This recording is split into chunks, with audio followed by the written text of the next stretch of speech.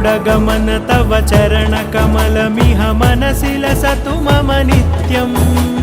गरुडगमन तव चरणकमलमिह मनसि लसतु मम नित्यम् मनसि लसतु मम नित्यम् मम तापमपाकुरुदेव मम पापमपाकुरुदेव मम तापमपाकुरुदेव मम पापमपाकुरुदेव